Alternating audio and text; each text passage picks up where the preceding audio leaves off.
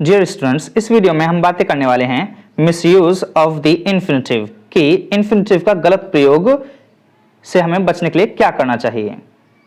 Use the gerund and not the infinitive, हमें gerund का प्रयोग करना चाहिए ना कि इन्फिनेटिव का।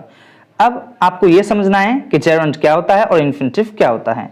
जब किसी वर्ब की फॉर्म में हम आईएनजी का प्रयोग करते हैं तो वो जेरंड कहलाता है, लेकिन किसी वर्ब की फॉर्म में अगर हम वर्ब की फर्स्ट फॉर्म का यूज करते हैं या कभी कभी उससे पहले हम टू प्लस वर्ब की फर्स्ट फॉर्म लिखते हैं तो ये इन्फिनेटिव कहलाता है। तो ये वीडियो उन स्टूडेंट्स के लिए बहुत ज्यादा खास होने वाली है जो स्टूडेंट्स कंपेटिटिव एग्जाम्स की तैयारी करते हैं, जैसे कि एसएससी, सीजीएल, एयरफोर्स और अन्य किसी प्रकार के कंपेटिटिव एग्जाम के लिए। और ये वीडियो उनके लिए बहुत ज्यादा खास है जो स्टूडेंट्स अपनी ग्रामर को इंप्रूव करना चाहते हैं, उनसे ग्रामर में बहुत ज्यादा मिस्टेक्स होती हैं, या फिर जो टीचर बनना चाहते हैं फ्यूचर में और जिनको अपनी ग्रामर बहुत ज्यादा इंप्रूव करनी है। तो बिना देरी किए इस वीडियो को शुरू करते हैं। और इस वीडियो में आप जितने भी सॉल्यूशंस होते हैं, जितने भी मिस्टेक्स होती हैं जेरंड से रिलेटेड, इन्फिनेटिव से रिलेटेड, वो सभी का सॉल्यूशन आपको इसमें मिलने वाला है। तो एक फुल सीरीज है 75 विदाउट के साथ हमें आईएनजी वर्ब का प्रयोग करना चाहिए ना कि इन्फिनेटिव का प्रयोग करना चाहिए। जैसे कि don't say do you work without to speak, क्या आप काम करते हैं without to speak. So without to speak बोलना गलत है। जब भी आप विदाउट का प्रयोग करेंगे तो उसके साथ आपको वर्ब में आईएनजी लगाकर बोलना चाहिए। Do you work without speaking, क्या आप बिना बोले काम करते हो। 76 इंस्टेड ऑफ, जब भी आप इंस्टेड ऑफ का प्रयोग करेंगे तो उसके साथ भी वर्ब में आईएनजी यूज करनी चाहिए, मतलब कि जेरंड का प्रयोग आपको करना चाहिए। He went away instead to wait, ये बोलना गलत होगा। ही वेंट अवे, वो चला गया, इंस्टेड ऑफ वेटिंग, बजाय इंतजार करने के। 77 केपेबल ऑफ, जब हम केपेबल ऑफ बोलते हैं तो उसके साथ भी हमें वर्ब में आईएनजी का प्रयोग करना चाहिए। हमें नहीं कहना, हमें ऐसे नहीं बोलना चाहिए they are quite capable to do that, so capable to नहीं बोलना चाहिए, ये बोलना गलत होता है। they are quite capable of doing that, कि वो उस चीज को करने के काफी योग्य हैं, बिल्कुल योग्य हैं। नोट, याद रखें, also incapable of, कि हम incapable of भी बोल सकते हैं। जैसे capable of के साथ हमने वर्ब में ing का यूज किया, जेरंड का यूज किया, वैसे ही हम incapable of के साथ भी जेरंड का प्रयोग करेंगे। अगर हमें टू का यूज करना है तो टू का इन्फिनेटिव टू का प्रयोग एबल टू और अनेबल टू के साथ में हमें करना चाहिए। उनके साथ ऑफ का प्रयोग नहीं करेंगे, जेरंड का प्रयोग नहीं करेंगे। I am able to speak English, I am unable to speak English, तो वहां इन्फिनेटिव का प्रयोग होगा एबल और अनेबल के साथ में। बट केपेबल ऑफ और इनकेपेबल ऑफ, इनके साथ में हमें जेरंड का प्रयोग करना चाहिए। 78 fond of के साथ भी हमें वर्ब में आईएनजी का प्रयोग करना चाहिए। fond of होता है शौकीन होना किसी चीज का। she is always fond to talk, ये बोलना गलत होगा क्योंकि fond के बाद to का प्रयोग नहीं करना है।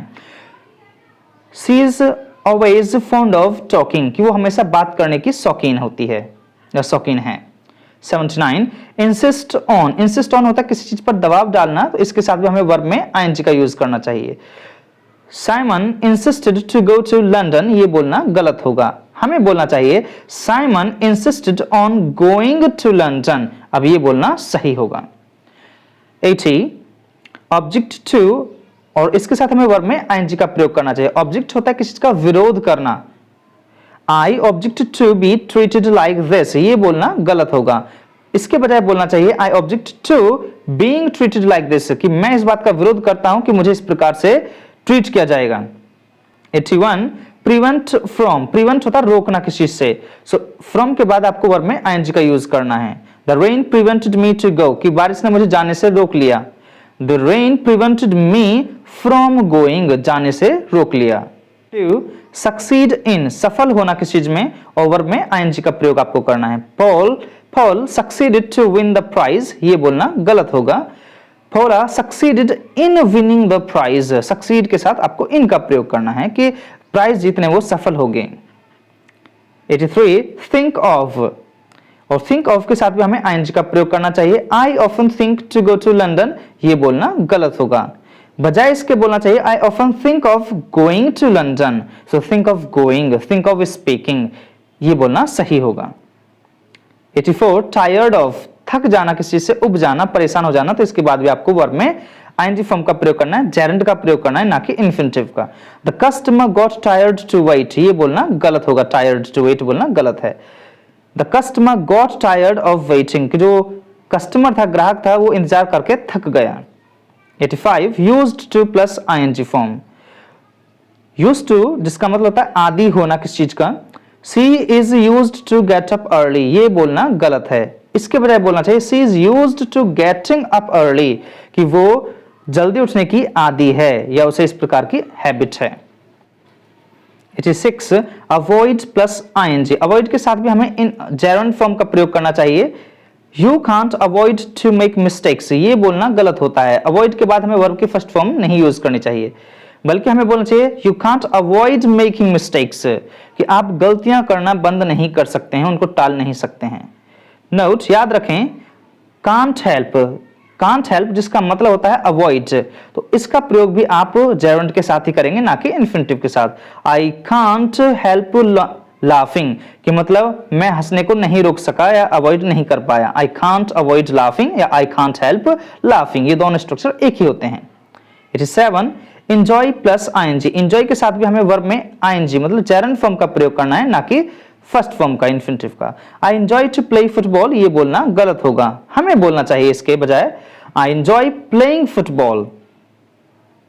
नोट यूज द जेरेंट और to infinitive after verbs meaning to, कि वर्ब लाइक के बाद में, डिसलाइक के बाद में हम जेरेंट फॉर्म भी यूज कर सकते हैं, मतलब कि आईएनजी वाली फॉर्म भी यूज कर सकते हैं, और टू इन्फिनिटिव वाली फॉर्म भी यूज कर सकते हैं। For example he likes reading English books, कि उसको इंग्लिश की किताब पढ़ना पसंद है, और हम ऐसे बोल सकते हैं he likes to read English books, ये दोनों ही प्रकार से सही होता है। सो लाइक और डिसलाइक के साथ में हम जेरेंट फॉर्म भी बोल सकते हैं, आईएनजी वाली फॉर्म भी लगा के बोल सकते हैं, और इन्फिनिटिव वाली फॉर्म भी बोल सकते हैं। 88 excuse plus ING form, gerund form. Please excuse me to be so late, कृपया मुझे माफ कर दीजिए मैं बहुत ज्यादा लेट हूं, तो एक्सक्यूज के साथ टू का प्रयोग नहीं करेंगे। Please excuse my being so let, मैं लेट हूं इसलिए मुझे माफ कर दीजिएगा, या हम बोलेंगे please excuse me for being so let, अब ये बोलना सही होगा। 9 फिनिश प्लस आईएनजी, कि फिनिश के साथ हमें वर्ब में आईएनजी का प्रयोग करना चाहिए। Have you finished to speak, क्या आपने बोलना खत्म कर लिया है, तो ये बोलना गलत है। हैव यू फिनिश्ड स्पीकिंग, तो फिनिश वर्ब के बाद हमें अगर दूसरी वर्ब यूज करनी है तो वहां पर हमें आईएनजी का प्रयोग करना है। टू इन्फिनिटिव और the gerund follows verbs meaning to begin, तो ऐसे ही बिगिन के साथ भी हम इन्फिनिटिव का प्रयोग कर सकते हैं और जेरेंट का प्रयोग कर सकते हैं, जैसे कि सी बिगेन टू स्पीक, उसने बोलना शुरू किया, या सी बिगेन स्पीकिंग, दोनों ही फॉर्मूले और दोनों ही तरीके यहां पर सही हैं। 90 गो ऑन का मतलब होता है किसी चीज को कंटिन्यू रखना, जारी रखना, और इसके साथ भी हमें आईएनजी का प्रयोग करना चाहिए। The music went on to play all day, कि जो म्यूजिक था पूरे दिन चलता रहा, ये गलत है, क्योंकि वेंट ऑन के बाद हमने टू का प्रयोग किया इन्फिनिटिव का। The music went on playing, अब ये सही होगा जेरेंट का यूज करके यहाँ पर। नोट याद रखें, कीप ऑन का मतलब भी गो ऑन होता है, कंटिन्यू होता है, तो इसे भी हम इसी प्रकार बोलेंगे, she kept on playing the piano, कि वो तो पियानो को बजाता रहा। 91 माइंड प्लस वर्ब में आईएनजी, माइंड जिसका अर्थ होता है ऑब्जेक्ट टू, किसी चीज का विरोध करना, तो इसके साथ भी हमें आईएनजी का प्रयोग करना चाहिए, जैसे कि would you mind to open the door, ये बोलना गलत होगा, बजाय इसके बोलना चाहिए would you mind opening the door, क्या आप बुरा मान जाएंगे अगर दरवाजा बंद कर देंगे तो। Now let's learn use of the Geraint, कि जेरेंट का प्रयोग हमें कहां-कहां करना चाहिए। Use the Geraint and not the infinitive after prepositions, कि जब भी हम सेंटेंस में कोई preposition का यूज करते हैं तो preposition के बाद हमें जेरेंट का प्रयोग करना चाहिए। Example, he worked without stopping, without एक preposition है और stopping यहाँ पर एक जेरेंट है। she played instead of working। Number 2, afterwards which regularly take a preposition, कुछ ऐसे भी शब्द होते हैं जिनके बाद में मोस्टली वो preposition आती ही है, तो ऐसे वर्ड्स के साथ भी आपको केवल जेरेंट का ही प्रयोग करना चाहिए, जैसे कि fond of, insist on, tired of, succeed in, इनके बाद भी हमें जेरेंट का प्रयोग करना है। Examples, I am tired of doing the work again, he succeeded in catching the rat। Number 3, after certain verbs, कुछ वर्ब्स के बाद में भी हमें केवल जेरोंड का ही प्रयोग करना चाहिए, जैसे कि avoid, avoid, enjoy, finish, stop, risk, excuse. Example, they enjoy playing football, the wind has stopped blowing। Number 4, after the adjectives busy and worth, कुछ एडजेक्टिव्स होते हैं जिनके बाद भी हमें केवल जेरोंड फॉर्म का प्रयोग करना चाहिए, जैसे कि busy और वर्थ होते हैं। Leena was busy writing a book, कि लीना किताब लिखने में बिजी थी। This date is worth remembering, ये जो डेट है ये याद रखने के योग्य है। नंबर 5, आफ्टर सर्टन फ्रेजेस, कुछ फ्रेजेस के बाद भी हमें जेरोंड फॉर्म का प्रयोग करना चाहिए, जैसे कि इट इज नो यूज, इसका कोई फायदा नहीं है। इट इज नो गुड, इसका मतलब ये अच्छी चीज नहीं है। आई कांट हेल्प, मतलब कि मैं आपकी कोई मदद नहीं कर सकता, मतलब मैं अवॉइड नहीं कर सकता इस चीज को। वुड यू माइंड, अगर आप बुरा ना माने तो।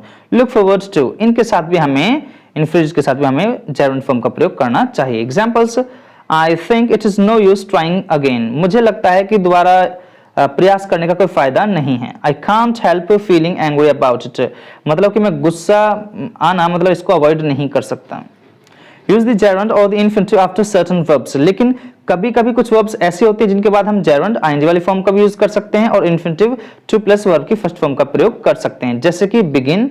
सो बिगिन टू, बिगिन के बाद वर्ब की फर्स्ट फॉर्म भी बोल सकते हैं टू लगा करके, और आईएनजी फॉर्म भी सीधा बोल सकते हैं, like, dislike, hate, love, prefer.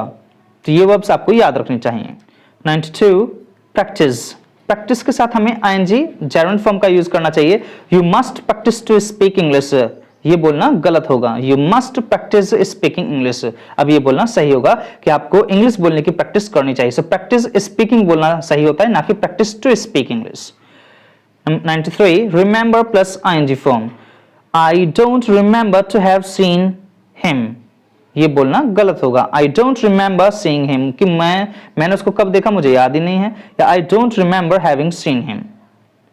94, risk plus ING form, risk के साथ भी हमें आईएनजी फॉर्म का यूज करना चाहिए। We couldn't risk to leave him alone, ये बोलना गलत होगा। वी कुड नॉट रिस्क, हम रिस्क नहीं ले सकते हैं लीविंग हिम अलोन, उसे अकेला छोड़ करके। 95, स्टॉप आईएनजी, स्टॉप के साथ भी हमें जेरोंड फॉर्म का प्रयोग करना चाहिए। The wind has almost stopped to blow, ये बोलना गलत होता है।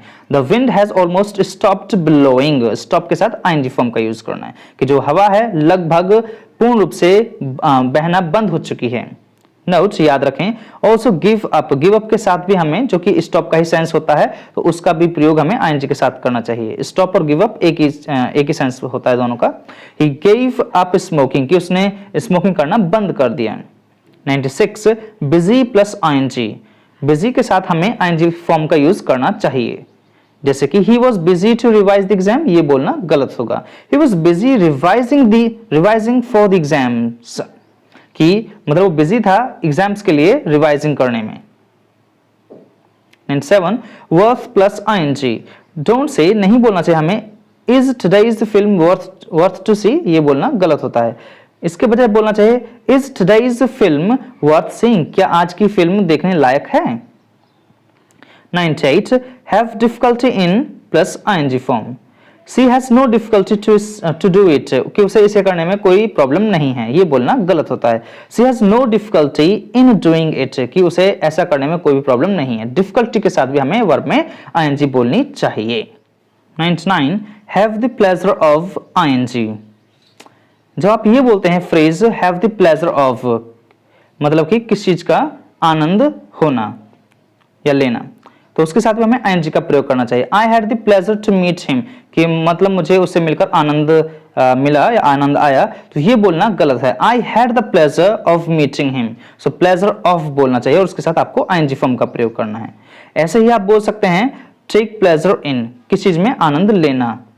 ही takes great pleasure in helping others, कि वो दूसरों की मदद करने में बहुत ज्यादा प्लेजर लेता है, आनंद लेता है। 100, इट इज नो यूज, इसका कोई फायदा नहीं है, so it is no use के साथ हमें आईएनजी फॉर्म का प्रयोग करना चाहिए। It is no use to cry like a baby, कि बच्चे की तरह रोने का कोई फायदा नहीं है, तो ये गलत होगा। यहां हमें ये बोलना चाहिए it is no use crying like a baby, so no use के साथ आईएनजी फॉर्म का प्रयोग करना है। 101, it is no good ING form, it is no good, good के साथ भी हमें यहाँ पर आईएनजी फॉर्म का प्रयोग करना है। It is no good to get angry, ये बोलना गलत होगा। It is no good getting angry, कि ये अच्छी बात नहीं है नाराज होना, या नाराज होना अच्छी बात नहीं है। 102 look forward to plus ING form, कि लुक फॉरवर्ड के साथ भी हमें आईएनजी फॉर्म का प्रयोग करना चाहिए, जैसे कि I look forward to see him soon, कि मैं उम्मीद करता हूं कि उसे मैं जल्दी देखूंगा, मिलूंगा।